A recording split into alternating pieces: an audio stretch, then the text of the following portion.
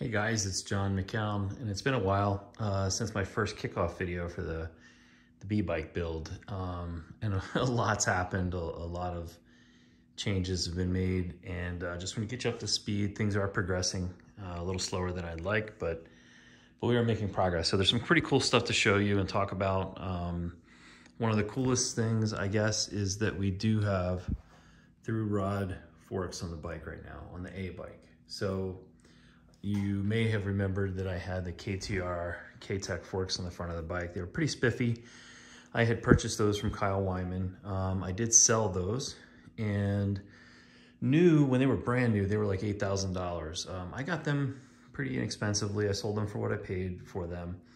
And they're beautiful, they're nice and everything, but you can't get the new through rod cartridges in the Superbike forks unless you get the KTR 5s, and I had the KTR 4s, and the KTR 5s are like $10,000. So another option is put stock R1 forks on the bike and then put the cartridges in, which all together with tax and everything is about 3,500 bucks for those cartridges. So they're not cheap. And it's a little dicey because, as most of you probably know, the stock uppers on R1s are very fragile. I've broken a set before. I did order a second used set of forks. I have them. They came in the mail. They're in perfect condition. One of the fork seals is leaking a little bit, but that's not that big of a deal. I'm going to end up putting parts in those as well so that I have two identical sets. So here is the B-Bike. It doesn't look much different, does it? But so I've gone through, a lot of soul searching on all this, right? So first thing was, okay, I'm getting rid of the Superbike forks. And these are 0 mile 2020 forks, right? So they're brand new. And I had Lenny Alvin at K-Tech set these up with a rod through. My buddy Nick ordered the same exact set. He sent his forks down there. Unfortunately, his uppers were bent to the point that, because he had bought his bike used, that the carts wouldn't even go in.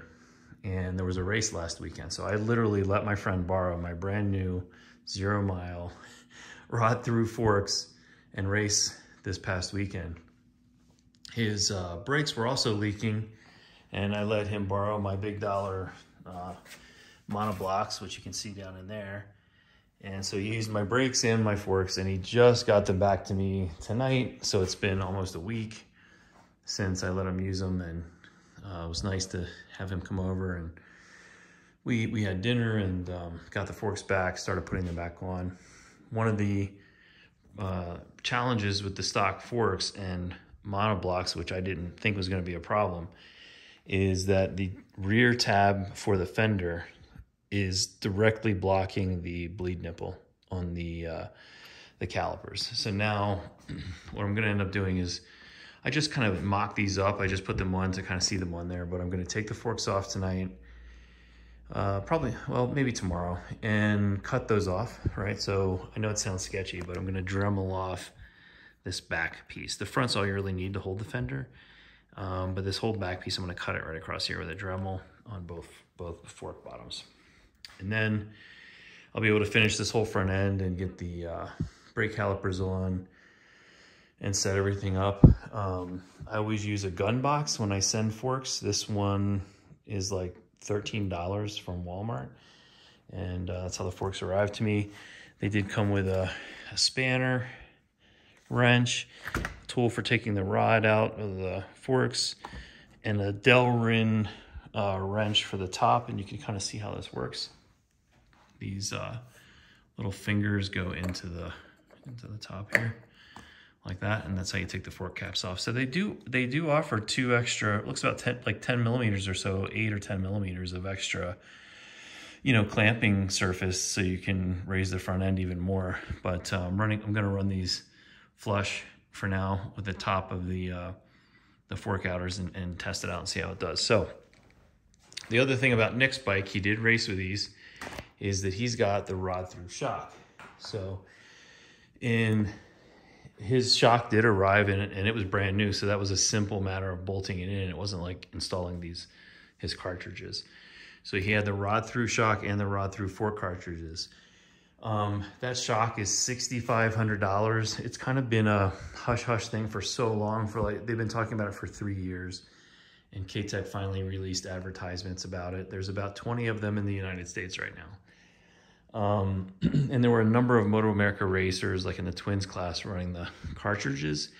But it was illegal in super sport to run the cartridges in the shock because it was, as a combination, it was too expensive. But in club racing, you can get away with it. So Nick had both this weekend.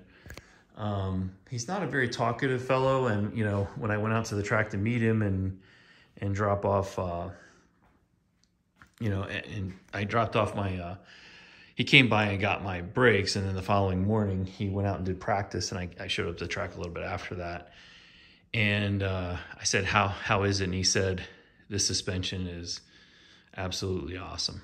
And so, one of the pieces of feedback I got from him was that, you know, at High Plains Raceway here in Colorado, there's a really fast right-hand uphill sweeper that as you go up it, if you start to get on the gas, the bike will want to skate out to the outside. So it's an uphill right-hander, and the bike will want to start to slide to the outside. He said that he was on the gas and it was just hugging the turn, you know, all the way up, and it gave him a ton of confidence, which is, you know, what K-Tech has promised with this new rod-through suspension, is that the rear grip is so good with that shock that you more or less should pair it with the forks that go with it. If you use stock forks with that shock, you know, it'll want to drive off the racetrack and be unstable. But the opposite is true with the fork cartridges. You can go with the fork cartridges and the DDS Pro shock, which is what I'm doing. And then, you know, as I can afford it, maybe I'll get that shock, but it's just so expensive. So that is the plan with the A bike. Now, I did wire up and do some testing of, and you can see the photos and the weights on my Instagram, of 3 different rear brake combinations. This is that micro mini rear brake that I got from a Moto America team. It's brand new. And I've decided I'm not going to run it, and I'll tell you why. The pads are so tiny, I actually think they'll get caught on the holes in my rear sprocket. This will work fine with a Galfer wave rotor that's solid, but because I'm running that Swiss cheese Superbike Unlimited rear God, did I say sprocket? I meant rear brake disc. My fear is it's so small that it'll probably, but I mean, potentially it could get hung up on these holes, right? And I was just like, it's just not worth the risk. I'm not going to do it. So I've already gone ahead and taken it back off the bike after just getting it all on. And I went back to the billet big 2-piston Brembo, which is really nice. I've got the pads already chamfered, so it's easy to do quick changes and have your, you know, you just use a sanding belt on the top edge, and you can see, you know, that with those chamfered edges, your disc just drops in, right? So going back to that, it's 0.4 pounds heavier than that super light rear caliper, but I'd rather save the weight on the rotating mass of the disc instead of going with a light caliper in the solid brake, you know, the solid brake disc, right? And I think it's going to be safer. There's just double the pad material in that. So that's the final kind of plan on that. I did get a gold sprocket from Driven, from Cormoto, to match the wheel. And then I did put on a brand new disc and all of the, I got the replacement carriers for the front because we're going with stock front forks now. The brake carriers all had to change because, listen, if you ever have an opportunity to go with Superbike forks, I would, you know, unless you really need it, I would strongly, you know, give it a lot of consideration because you have to make your own wheel speed sensor mount. You have to get bigger triple clamps. You know, you'll end up drilling your frame for steering stops. And, you know, it's kind of overkill here at the moment because I've got those steering stops and then I have the steering stops on these stock fork triples from Evil, which do have the rake adjust and the offset and everything. But it's such a pain to set up. I mean, it even requires custom spacers. And I had to go back and forth with Cormoto a couple of times until that, you know, I could figure out exactly what the right millimeter spacing would be for both sides on the Superbike forks. And they're, you know, they're so far apart that the spacers are really big. And you may not know this, but the foot of stock R1 forks is actually thicker on this side than this side. You can actually see it here. So you always have a smaller spacer on the ABS side where the ABS sensor sticks out right there. So, so I had to buy OEM spacers and OEM brake carriers, which ended up being about $200 or so. And then I went through and replaced every bolt. All the carrier bolts are now titanium. These are titanium. And then on the other side, you'll see that even the ABS speed sensor ring is titanium. So every little bolt on there is now titanium. Same on the rear. And we got 12-point bolts on here that are titanium as well. You can kind of see those. I'd like it better if those were wired, but they're Loctited, so I'm not too worried about it. So what's next? Well, cut the fork bottoms, put the wheel back on, get everything re-bled. The next thing to purchase is a master cylinder, which is going to be a Gale Speed once again. A buddy of mine, Chris, the guy that bought my Superbike forks, is manufacturing this. Let me see if I can actually get it to focus here for us. This bracket right here is where the damper is going to go. I'll show you how that works. Here's a K-Tech damper that I broke in a crash. And you can kind of see how that mounts up here. It's actually pretty cool. It bolts right there. And then this clamp comes off of the fork leg, and this bolts right there. Let's see if we can get it to focus. Maybe. You get the idea, right? So we have a new damper coming tomorrow. It will arrive tomorrow. I got the shipping notification, and it is a pretty awesome nitrogen damper. Supposedly the lightest steering damper you can buy. It's from Mupo. And it's gonna go right up top here, and it's got the hard black coating on the rod, right? So it's super smooth and super light, and it doesn't have any oil in it. So it's gonna be interesting to see how that mounts and looks. All right, and then about this B-bike. So I've been shopping for an engine for it, and it's really next to impossible to get a good deal on an engine. I've been looking at Copart, the salvage auction site, to try to buy a used 2020 or 2021 R1, because, you know, at first I was like, I don't want to, I think in my previous video I said I'm not going to do a 2020 or a 2021 because of the expense. And what I'm finding is that even used engines are very hard to come by right now because of just the supply chain shortages and everything, and the way used bike prices are right now. I'm not having any luck. I mean, I'm seeing engines go for $6,000 used, you know, $4,800 for a 2018 engine. And I'm just like, you know, I bought one that was mint for $3,000 a couple of years ago. So I just don't see myself doing that. If I'm going to spend $6,000 for a used engine, and a brand new R1 could be purchased for $15,000, you're almost halfway there. And it got me thinking. I mean, this frame is worth almost $3,000. It's got a clean title on it. It's a 2017 frame. It's in absolutely mint condition.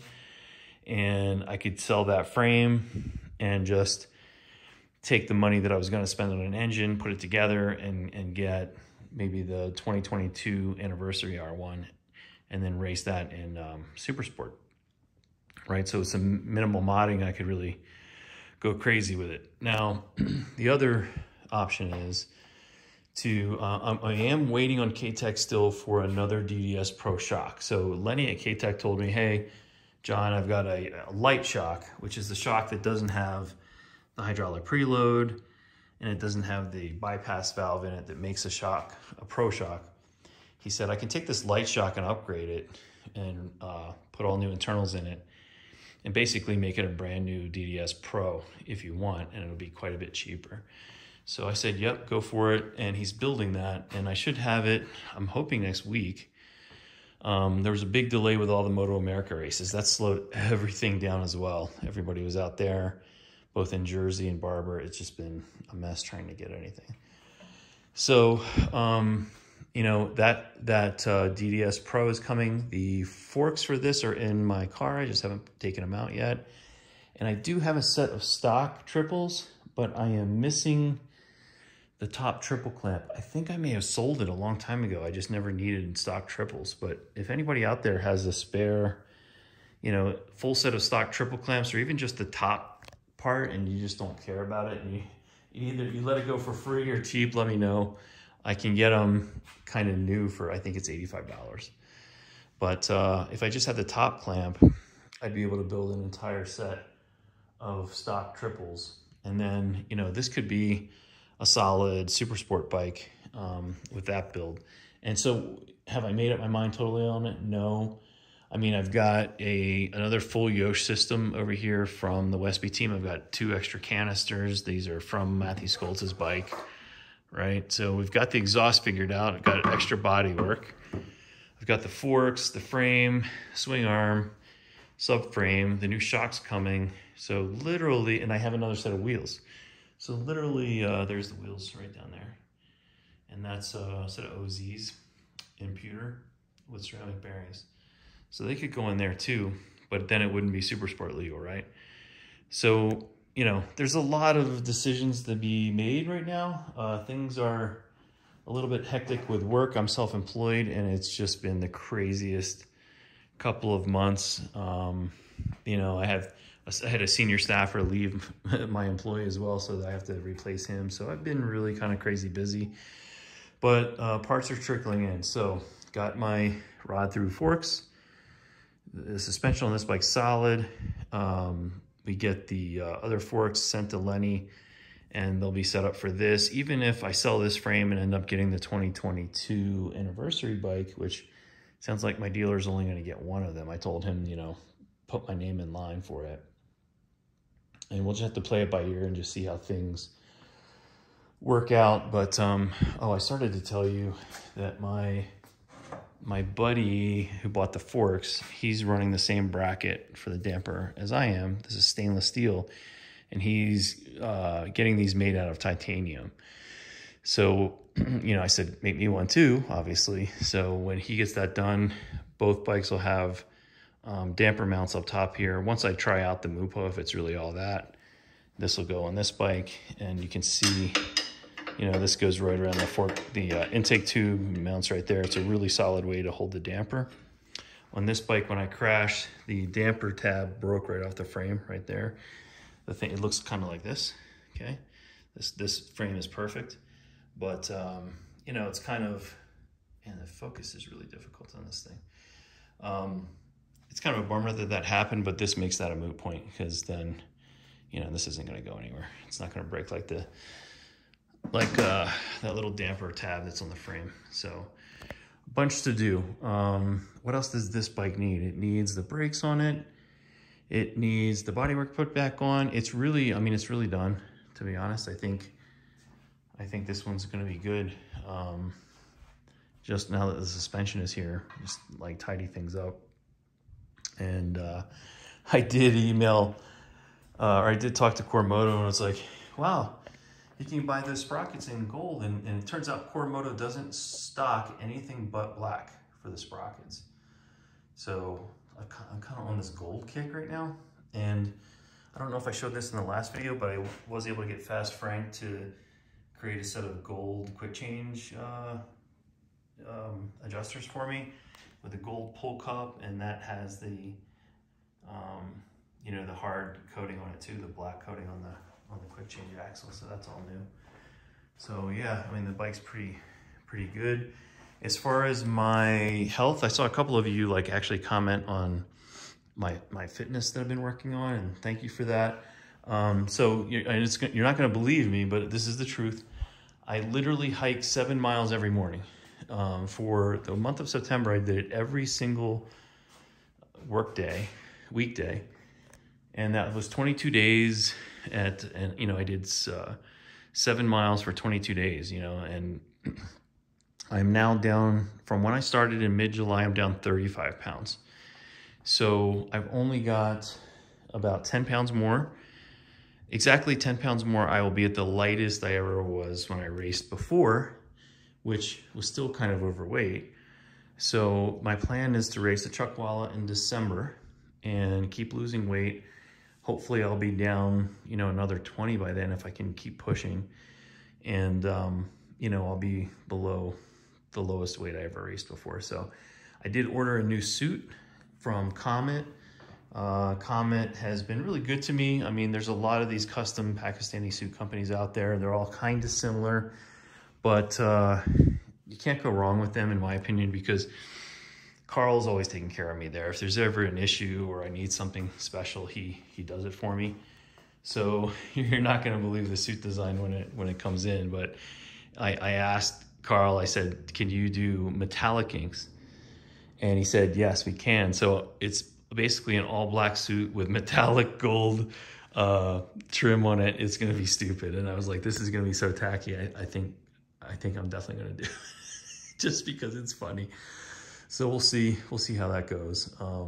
But then I guess, you know, this bike will pretty much be done. I am running these Alliant batteries that I got from Superbike Unlimited, and they're okay. I like them, but I'm gonna probably end up going back to Speed Cell. I was emailing them today, not with this super small one, but the one that's like double this size. They have a new one, and they 3D print these outsides here. The new ones are black, but because I have the charger for these, the super nice, this charger down here, and I've got a bunch of extra leads that I can put on the bike, just like the Westby team does. So you have these leads come off, and when you come into the pits, you can just plug the bike in, right? So you can do diagnostics and things in the pits without draining the battery. And I just love that quick disconnect connector. I think that having that on the side of the bike is going to just make it a lot easier to charge the bike in the pits with the pigtail kind of being available through the subframe. So we'll probably be getting 2 of those batteries. One for, one is a spare and one on the bike. And then for the B bike, I did contact MB, the Italian company that makes this radiator. So when I bought this bike, it was ridden by Bobby Fong and Moto America, and it had the MB radiator on it. And I spent quite a bit of money buying the whole package and spares and everything. And they had a new one of these in the box, unused. And they said, do you want to buy this too? And I said, how much? And they were like, $3,000, or maybe it was a little less than that, like $2,800. And I was like, I'm tapped out. I can't do it. Well, it's kind of funny because I emailed these guys, and after the exchange rate, it's like $4,500 for that radiator. And I was just like, holy shit, that's expensive. So won't be getting one of those. I think the Fiber is the way to go. It's really the best value. And there's a bunch of, those floating around. Even if you have to buy it new, it's reasonable-ish. So, yeah, those few things. And then this bike, I would just call it done. It's not going to ever have the same level of electronics as the 2020 or the 2021. It's not going to be a Motec level electronic system. This is YEC from 2017. I mean, it is what it is, right? So I think it'll be good. But I also think that the 2022 bike, if I can pull it off and save up the money and get it done, is going to have so much more potential, both initially for super stock, but eventually, even after that, to replace this as the A bike, just because everything that I've heard from the teams and even from Attack is that, you can buy the new, from 2020 on up, the new version that has the ride-by-wire throttle and the electronic, has the electronic throttle. When you put the YEC software on it, it has so much more capability that it starts to approach the level of a Motec system that's $10,000, and it's something that you can buy for $2,000.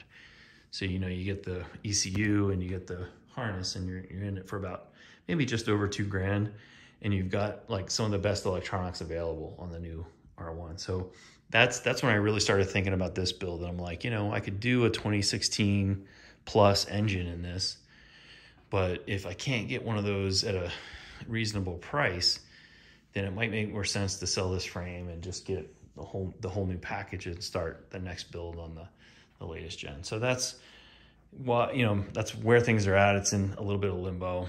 And so we're going to be, the suit's been ordered, so the suit's getting made. First race is in December. I'm gonna just keep plugging away on this other bike just to have a rolling chassis, and in case I can find an engine, and then build the whole thing out so that I've got a backup bike as a spare. Now, if somebody comes along and says to me, hey, John, I want that frame, you know, what's your bottom price on it? $2,800 is what I want net. So I don't want to pay shipping, and I don't want to pay PayPal fees. If I net $2,800, that frame's yours with a title. It's a clean title. So otherwise, I'll keep it. Honestly, anything below that, I'd rather just build another bike and have it. So that's kind of it for now. If you have any questions, leave them in the comments. Happy to answer anything. You know, always stuff going on. Tomorrow's going to be the damper arrival, and I think that'll be worthy of another video, so I can start pumping out some more videos. Little peek under the airbox here. It does have the Teflon filter, right? So you can kind of see through it. It's really stupid. It lets a lot of dirt through, but it's 6 horsepower just putting that in. And then I've got the 3D printed YC funnels in here too. So there's your first kind of look at those. A lot of cool stuff on the bike, but I'm really excited to get on it and ride. There's an opportunity to do some track days in Las Vegas before going to Chuckwalla. So, you know, might have some video there as well. And hope you enjoyed this video and this little catch up, and I'll talk to you soon. See ya.